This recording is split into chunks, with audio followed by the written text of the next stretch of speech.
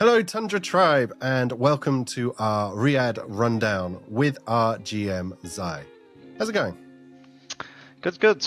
Yeah, back from Riyadh after an intense tournament, but yeah, it was a good one. It's a fun one. Yeah, feeling in the camp must be pretty good getting like top 4. I mean, what were your thoughts going into the Riyadh Masters, looking at our group and everything that was that had happened before and all of that? What were your thoughts going in? I mean, if you asked me at the start of the tournament or just before the tournament, if top 4 was on the schedule, I would have maybe. I'm not sure I would have bought it 100%. I think the air was a bit uncertain going into the tournament, but I think they really kicked it up a notch, and everything kind of seemed to click once everyone was on location. So I think, to be honest, looking at top 4 now, it's, I'm sure everyone wishes that it could have been even further, and I think the potential was there. So yeah, with that said, I mean, it's an amazing result, but yeah, can't step off the gas at this point. No, I think when you look at the two groups that we definitely had what some would say was the more favourable of the two groups. Group A was a bit of a group of death there. Do you think that helped with the confidence of the team, sort of being able to stomp their way through groups into playoffs? I mean, I think looking at it now and looking at the results of the groups, maybe there was some merit to it. But I think when you're at these big tournaments and you're in these like large groups, I think it's always hard to tell. I think TI, especially over the past couple of years, some groups have been touted as favorites, but I think at the end of the day, it's about individual teams and specific teams, and I think you kind of become the best version of yourself, I think, as you progress through the group. I think our squad really did that this time around, where you find something that works for you and you just grind it out and you get comfortable and just better by doing it. And I think it's pretty rare, I think, these days that you encounter something in groups that you then kind of pick up as your own and kind of enamor as your own thing as you progress through the tournament. I think it's more so about just getting sharp and getting up to speed with everyone else. So I think if you look at it, I suppose Group A was, they won in the end, but I think Group B wasn't too far behind.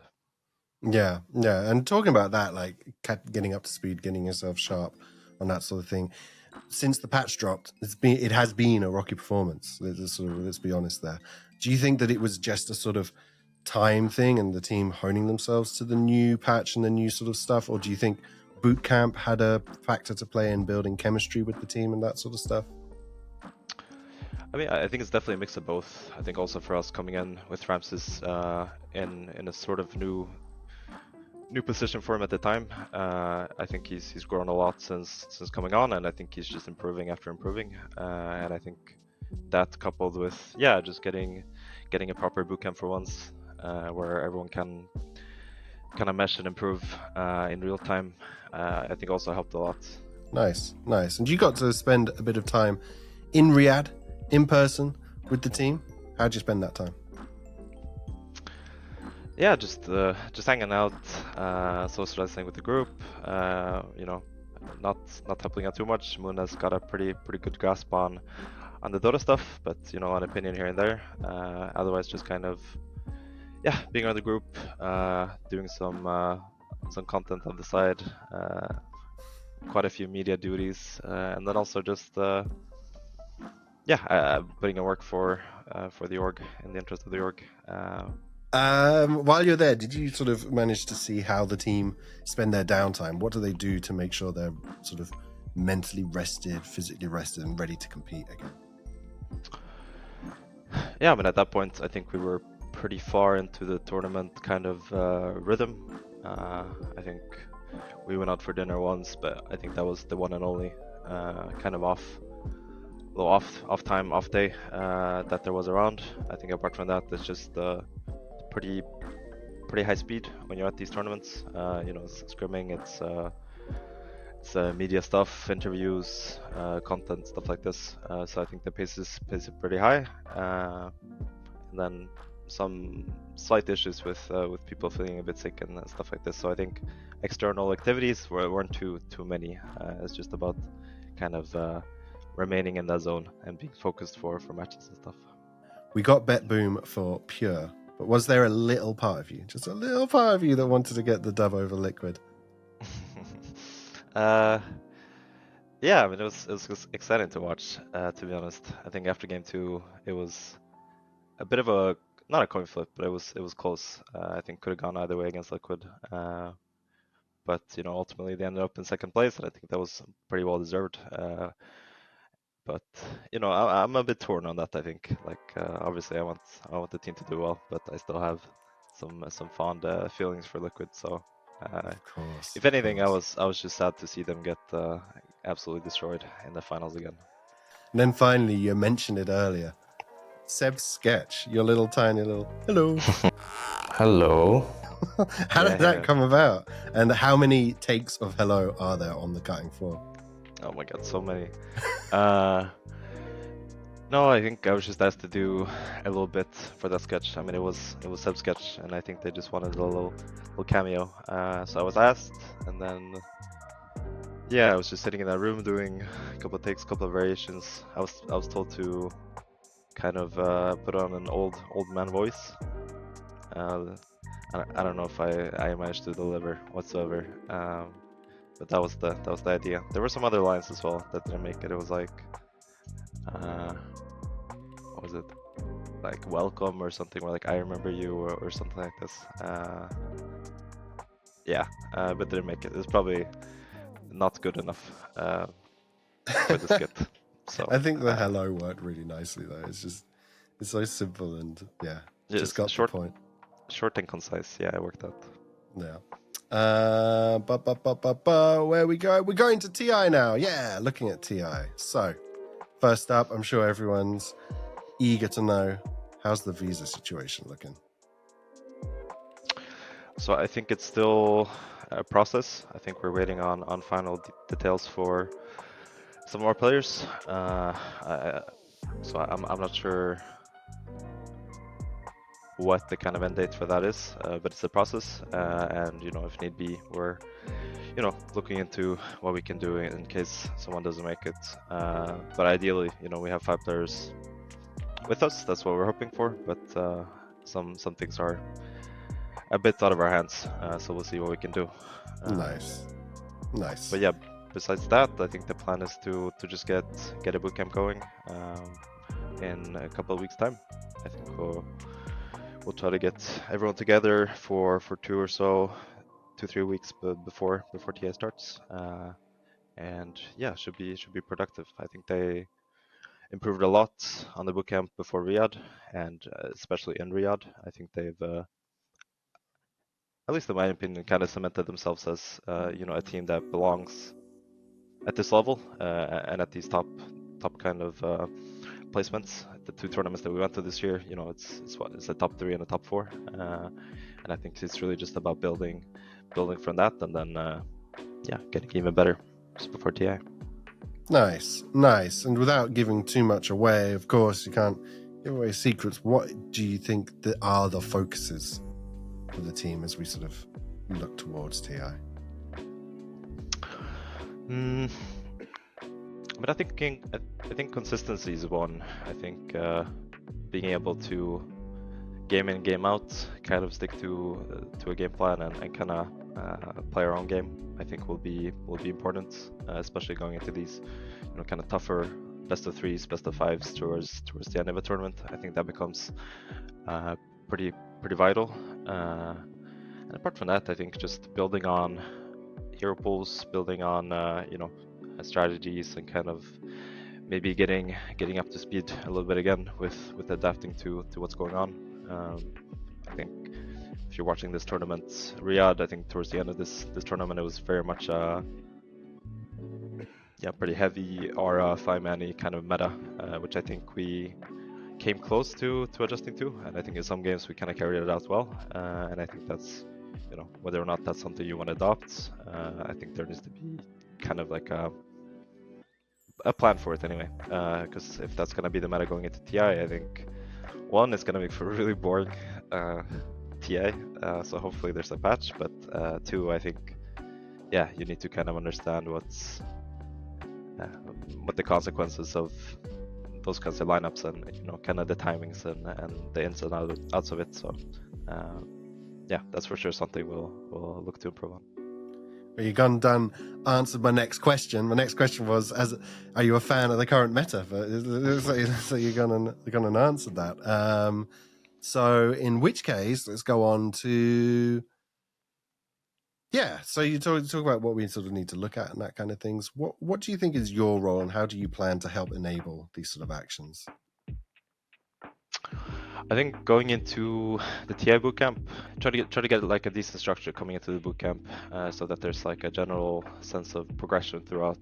I think also setting kind of like a benchmark early with, these are the players we are, and kind of this is the way we want to play, and just setting out to refine that more so than get distracted and kind of pivot in some other direction. I think is something I also want to try to get a grasp of. But yeah, besides that, I think just maybe helping out Ramses a bit, giving advice here and there, and yeah, just working in tandem with Moon, I think, to push him forward and also push the team forward. Nice. So you're thinking about setting up some bootcamp KPIs, some project management-y kind of stuff going on. I like that. Yeah, that. That's quite interesting. I think it's just being at TIA bootcamps. A lot of the times it's like, it's a crunch period, and sometimes it can be, overwhelming or daunting, really. But I think from my experiences, and I guess from what I've learned, it's pretty good to just refine who you are as a team and kind of stick to your guns and make those, the best version of themselves as possible, if that makes sense. Instead of really trying to, completely become a new team in the span of 2-3 weeks, or completely reinvent yourself. I think it's a lot of the times that's kind of a pitfall that you can fall into. But I think it's important to just have faith and have belief, and just stick to what got you there in the first place. Nice. And that bootcamp, like, does it sometimes, if it's not sort of got that kind of structure and things, can you kind of get lost in just scrimming and team discussions and that kind of thing? I mean, yeah, for sure. And I think also it's very common to just get hung up on individual scrims or individual errors, and just like, hear discussions, smaller things here and there. So I think, sometimes it's easy to get lost in any bootcamp, really. At some point, you're playing so much Dota that everything kind of just becomes a blur. And hopefully there I can help out and bring some clarity if needed. Nice. And now that you're in this GM role, an active player as such, has the way in which you research the game and the way it's played changed much? To be honest, now it's been coming up on a year since I really played competitively. But from my perspective, the game is pretty much the same as it was last year. So I don't think too much has changed in that sense. You even have the same team winning tournaments as last year. So no, to be honest, I feel like it's a little bit different here and there, but on the grand kind of scheme, I think I see it largely the same as a year or so ago, or when I was active. So I'm excited for the time that will change, to be honest, where it's going to be a little bit more foreign and a little bit more new. But so far, I think it's pretty much the same. I'm still playing plenty of pubs. No. I think that's something I've been pretty happy to do without. You've been enjoying the pub-free lifestyle for a bit there. Yeah, okay, for sure. Yeah, nice. And it's TI. TI's coming up. It's the best part of the Dota season. What's your personal favorite part of TI? I think, to be honest, it's the people. I think it's getting to TI and interacting with PGL employees, Valve employees, everyone kind of responsible behind the scenes of putting out TI, and just seeing them again, because it's that like once a year kind of thing where you haven't seen each other forever, but then you're all kind of gathering and random places across the world, but you're all there once a year, just kind of putting on this massive thing, which it's just fun. So I think that's maybe the favorite part.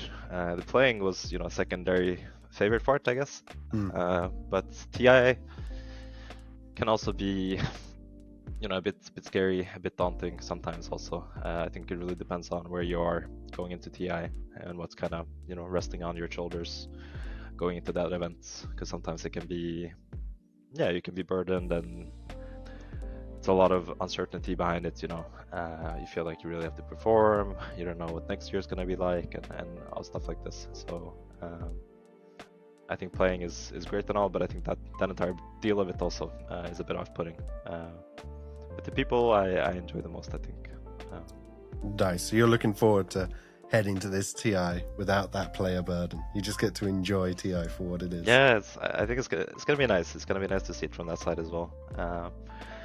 And then also just, of course, other players and other teams. I think there's a real, more so than other tournaments throughout the year. I think once you're at TI, there's a sense of, smaller community. Everyone's kind of made it. Everyone's been grinding for a year, and it's just that time where, people are a little bit more. Well, actually, no. Before they've lost, they're not that loose. But afterwards, everyone's a bit more chill. Everyone's socializing and kind of just enjoying each other's company a bit more than during the season. Because during the season, it's us and them kind of thing going on, and you don't get to socialize that much or hang out that much. So I think that part of TI is pretty nice as well. Nice. All right. Well, we got a couple more questions just to throw your way. All right. One film, one album, and if you watch it, one anime. What are your recommendations? Tough questions now. Tough film. I'm just gonna open up real quick to see what I watched.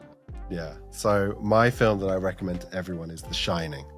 Absolutely love The Shining. I think it's a masterpiece, and you see lots of different things that come in. Every watch is amazing. My album is White Pony by Deftones. Classic album for the metalhead out there. And my anime is Monster, which is I know this. Yeah, it's a good one. It's like these kind of moments where having Letterboxd would be useful. I mean, I did watch the latest Lanthimos film that came out a couple of weeks back. What was it called? It was Kinds of Kindness. Yeah, his films are amazing though, aren't they? Yeah, they're good. This one was a little bit more out there than the previous ones. I think a little less. More out there? Yeah, I mean, it was more in line with like his early ones and like Dogtooth and stuff. And less of like an enjoyable watch, like I don't know, Poor Things or The Favorite or something like this. But I mean, I think if you're a Lanthimos fan, you'd enjoy it for sure. Oh, nice. Pretty stellar cast as well. I watched what's it?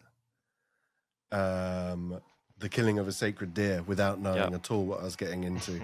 And those deadpan like performances just completely threw me off.